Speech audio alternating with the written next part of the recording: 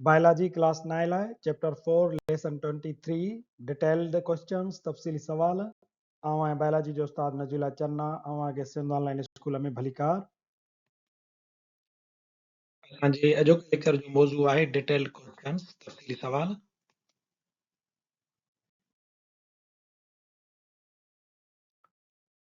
Exercise में number 6 आहे right detailed answers of the following questions.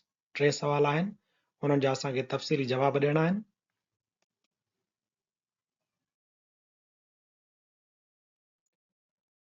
सवाल नंबर पहिरियों आहे describe structure and function of nucleus with the help of diagram. Diagram जी मदद सां मर्कज़ जी बनावट ऐं कम बयान कयो। The nucleus is a double-membraned organelle that contains the genetic material and other instructions required for cellular process. तव्हांखे इहा ख़बर आहे त जीव गरड़ो उन जे अंदरि हिकिड़ो मर्कज़ थींदो आहे जंहिंखे असां न्यूक्लियस यानी मर्कज़ सॾियूं था। इहो ॿिटे तह में वेड़ियल उज़वनि मंझां हिकु उज़वो आहे। हिन अंदरि जीव गरड़े जे अमलनि खे ज़ाब्ते में रखंदड़ जीनियाती मादो ऐं ॿियूं हिदायतूं हूंदियूं आहिनि। It is exclusively found in eukaryotic cells and is also one of the largest organelles. ही सिर्फ़ यूकैरियोटिक जीव घरड़नि में हूंदो आहे ऐं वॾनि उज़वनि मां पिणु ही हिकु ऑर्गेनेल आहे।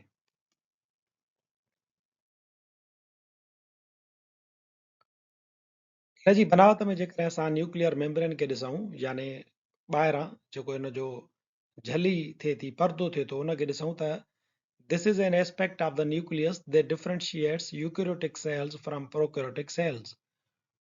उज़वनि जो परदो यूकैरियोटिक ऐं प्रोकैरियोटिक जानदारनि विच में फ़र्क़ु करे थो। प्रोकैरियोटिक जानदार उहे आहिनि जिन जे अंदरि बग़ैर मेम्ब्रेन वारा उज़वा ऑर्गेनेल हूंदा आहिनि जीव गरड़े जे अंदरि, पर यूकैरियोटिक जानदार या यूकैरियोटिक सेल उहो हूंदो आहे जिन जे अंदरि ऑर्गेनेल मेम्ब्रेन बाउंड हुजनि। न्यूक्लियस जेको आहे उहो बि मेम्ब्रेन बाउंड आहे जंहिंखे असां न्यूक्लियर मेम्ब्रेन सॾियूं था। Furthermore it is a structure of double layers. मर्कज़ चौधारी इहो परदो ॿिटे तह ते मुश्तमिल आहे। Moreover it contains phospholipids ऐं इहो फास्फोलिपिड्स मंझां ई ठहियल हूंदो आहे। This forms the lipid bilayer nuclear envelope. ही जेको बायलेयर आहे उहो ॿाहिरां असांजे न्यूक्लियस जे चौधारी वेढ़ियल आहे। Also it contains nuclear pores ऐं इन मंझि हिकिड़ा न्यूक्लियर पोर्स सोराख थींदा आहिनि जिन खे असां मर्कज़ी सोराख या मर्कज़ जा सोराख सॾियूं था। Nuclear pores are made up of proteins and through them substances enter and exit the cell. ये जेके न्यूक्लियर पोर्स आहिनि इहे प्रोटीन्स जा ठहियल हूंदा आहिनि ऐं इन्हनि मंझां प्रोटीन्स मंझां शयूं अंदरि दाख़िल बि थींदियूं आहिनि ऐं वरी अंदरां जेके ॿिया मादा ख़ारिज थियनि था उहे इन्हनि ई पोर्स जे ज़रिए ॿाहिरि ख़ारिज थींदा रहनि था।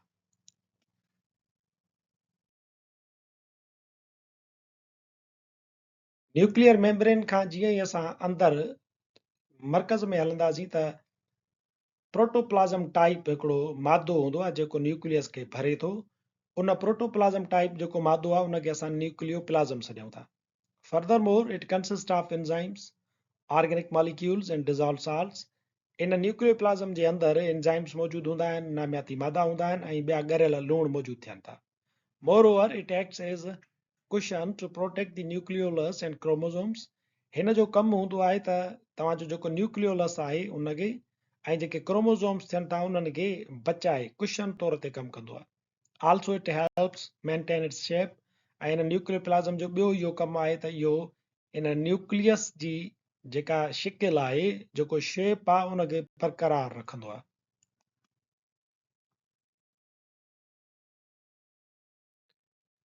न्यूक्लियोलस मर्कज़ जे अंदरि न्यूक्लियस जे अंदरि वरी विच ते हिकिड़ो ऑर्गेनेल थिए थो जंहिंखे असां न्यूक्लियोलस चऊं था। This is the most important organelle, जीव गरड़े जो अहम तरीन उज़वो।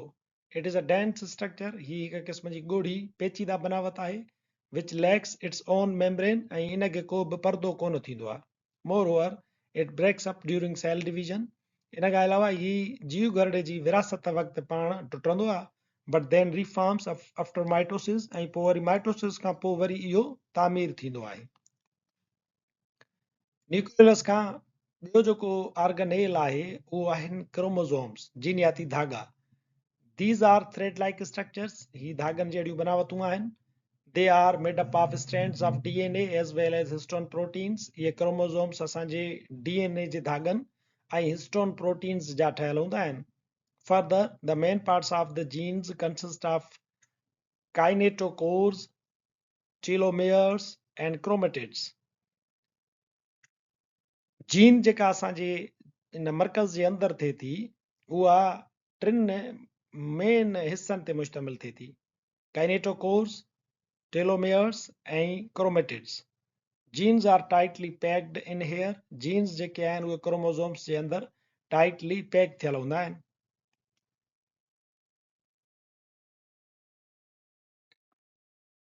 Nucleus has two primary functions. मर्कज़ जा ॿ मुख्य बुनियादी जेके कम आहिनि उन्हनि मंझि हिकिड़ो आहे it is responsible for storing the cell's hereditary material or the DNA. असांजो जेको मर्कज़ थिए थो उहो जीव घरड़े जो जीनियाती मादो या DNA महफ़ूज़ करे रखंदो आहे ऐं इहो ई जीनियाती मादो नसुल दर नसुल मुंतकिल थींदो रहे थो. जीअं जानदारनि मंझां हिकिड़ो नओं जानदार पैदा थींदो आहे त उन्हनि ॾांहुं जीव घरड़नि जी सूरत में इहो जीनियाती मादो ट्रांसफर थींदो रहे थो. उन्हीअ खे पूरी उमिरि स्टोर करण वारो जेको कमु आहे उनखे महफ़ूज़ करे रखण जो जेको कमु आहे उहो जीव घरड़े जे अंदरि वञी करे मर्कज़ ते पवंदो आहे. ॿियो इन जो प्राइमरी फंक्शन हीअ आहे त it is responsible for coordinating many of the important cellular activities such as protein synthesis, cell division, growth, and a host of other important functions. मर्कज़ मुख़्तलिफ़ जीव घरड़नि जे कमकार मिसाल तौरु प्रोटीन कीअं ठहंदी, कहिड़ी ठहंदी, जीव घरड़े जी विरासत कीअं थींदी, जीव घरड़े जी वाध वीज ऐं ॿियनि कमनि खे पिणु होस्ट करणु आहे.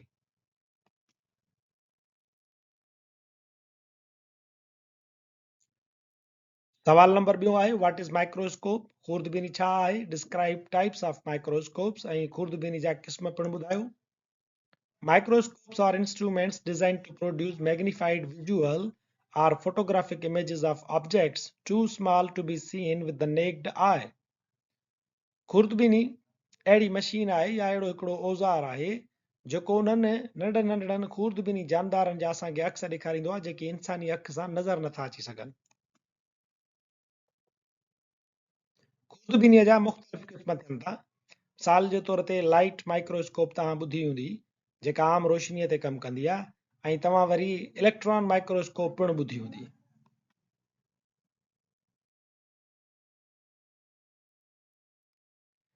Zacharias Johnson is generally believed to be the first investigator to invent the compound microscope in the 1590.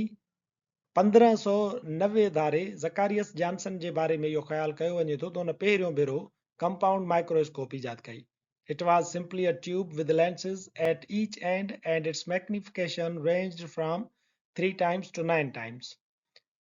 ज़कारियस Johnson जेका पहिरियां कंपाउंड माइक्रोस्कोप ईजाद कई उहा सिर्फ़ु हिकिड़ो सादो ट्यूब हो ऐं हुनजे ॿिन्ही पासनि ॾांहुं हिकिड़ा लेंस लॻल हुया. इन कंपाउंड माइक्रोस्कोप जी मैग्निफिकेशन जेका हुई उहा 3 भेरा या 9 भेरा वधीक हूंदी हुई. मिसाल जे तौर ते हिकिड़ी शइ खे तव्हां 3 भेरा वधीक ज़ूम करे ॾिसी सघो था या वरी तव्हां हुनखे अञा बि वॾो करे 9 भेरा मैग्निफाई करे तव्हां ॾिसी सघो था. Robert Hooke had improved his version of the compound microscope to observe organisms. इन ज़कारियस जॉनसन जी कंपाउंड माइक्रोस्कोप में रॉबर्ट हुक कुझु इंप्रूवमेंट्स आंदियूं ऐं उनखे बहितर बणायो.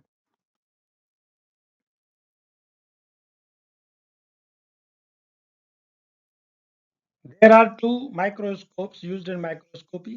माइक्रोस्कोपीअ में ॿ खुर्दबीनियूं आमतौर ते इस्तेमालु थियनि थियूं, लाइट माइक्रोस्कोप ऐं electron microscope. Light microscope. In a light microscope, visible light passes through the specimen. Light microscope में कंहिं बि सैंपल खे ॾिसण जे लाइ असां उस यानी जेका सिज जी आम रोशनी आहे उनखे इस्तेमालु कंदा आहियूं. A photograph of an image taken through a microscope is called micrograph. ऐं जेको लाइट माइक्रोस्कोप में असांखे कंहिं बि शइ जो अक्स या फोटो जेको मिलंदो आहे उनखे असां माइक्रोग्राफ सॾींदा आहियूं. Electron microscope. They produce an image of a specimen by using a beam of electrons rather than a beam of light. Electron microscope जे नाले मां ई ज़ाहिर आहे त हिन में तव्हां कंहिं बि सैंपल खे ॾिसण जे लाइ आम रोशनी खे इस्तेमालु न कंदा पर इलेक्ट्रॉन जी बीम इस्तेमाल कंदा आहियो. Electrons have a much shorter wavelength than visible light, and this allows electron microscopes to produce higher resolution images than standard light microscope. जीअं त आम रोशनीअ खां इलेक्ट्रॉननि जी वेवलेंथ जेका आहे उहा नंढी थींदी आहे, इन जे करे उहे आम जेका लाइट माइक्रोस्कोप आहे उन खां वधीक चिटा असांखे अक्स ॾेखारींदा आहिनि.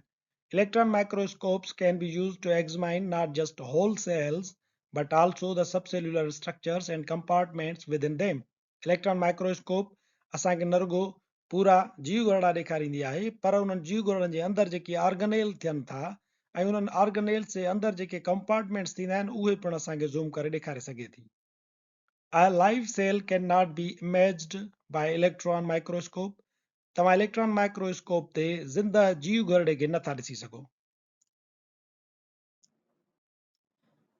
Electron microscope has a resolution as small as 0.2 nanometer and magnification up to 2,50,000 times.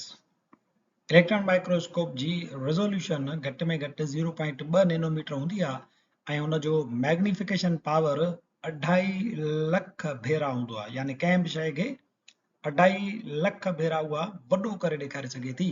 There are two major types of electron microscope. वरी इलेक्ट्रॉन माइक्रोस्कोप जा ॿ क़िस्म थियनि था.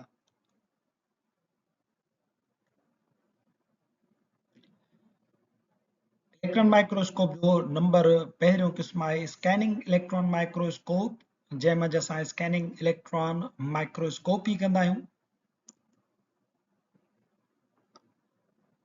ऐं नंबर ॿियो क़िस्म आहे ट्रांसमिशन इलेक्ट्रॉन माइक्रोस्कोप, जंहिंमें असां ट्रांसमिशन इलेक्ट्रॉन माइक्रोस्कोपी वारो प्रोसेस कंदा आहियूं. सवाल नंबर 2 आहे describe fluid mosaic model of cell membrane, also draw the diagram. Diagram जी मदद सां जीव ॻोड़े जे पर्दे वारो मोज़ेक मॉडल बयान कयो. The fluid mosaic model of the cell membrane is how scientists describe what the cell membrane looks and functions like, because it is made up of a bunch of different molecules that are distributed across the membrane. जीव ॻोड़ो ऐं जीव ॻोड़े जी जेका ख़ासि तौर ते झली थिए थी उहा मुख़्तलिफ़ तरंदड़ मालिक्यूलनि जे छुगनि जी ठहियल हूंदी आहे. इन खे बयानु करण जे लाइ साइंसदाननि फ्लूइड मोज़ेक मॉडल तयारु कयो आहे. If you were to zoom in on the cell membrane, you would see a pattern of different types of molecules put together, also known as a mosaic.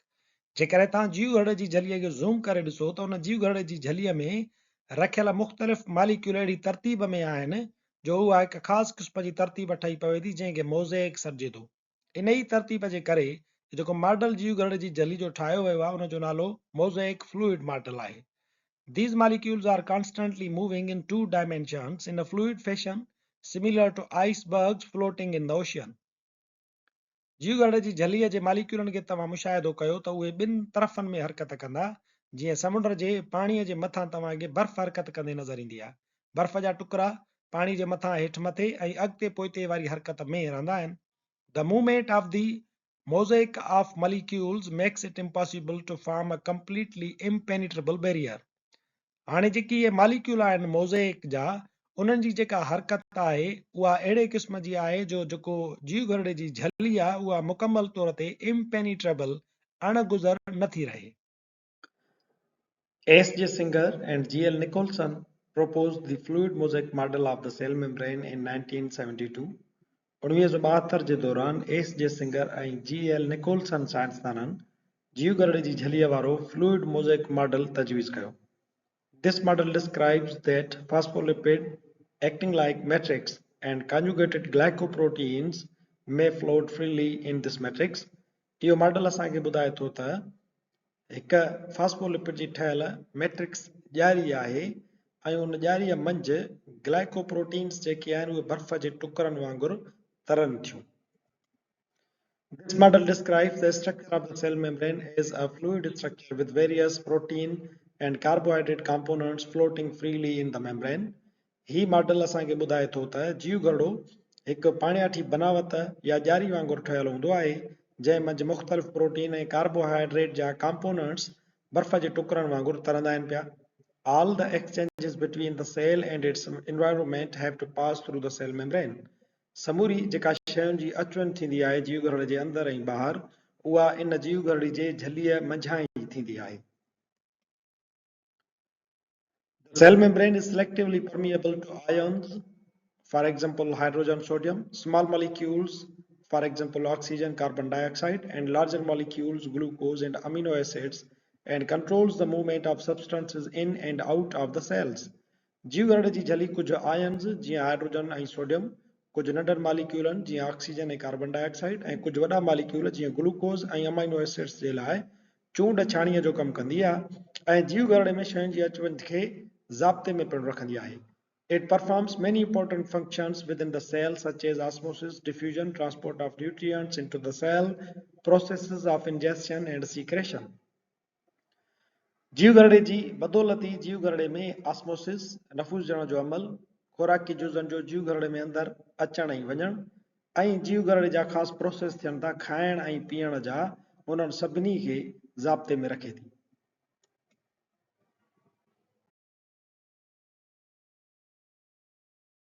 असांजी चैप्टर जी आखिरी exercise number 6 detail question से पुॼाणी ते पहुचे थी. वरी हाज़िर थींदासीं नए लेक्चर सां गॾु. तेसिताईं ॾिसंदा रहो सिंध ऑनलाइन स्कूल.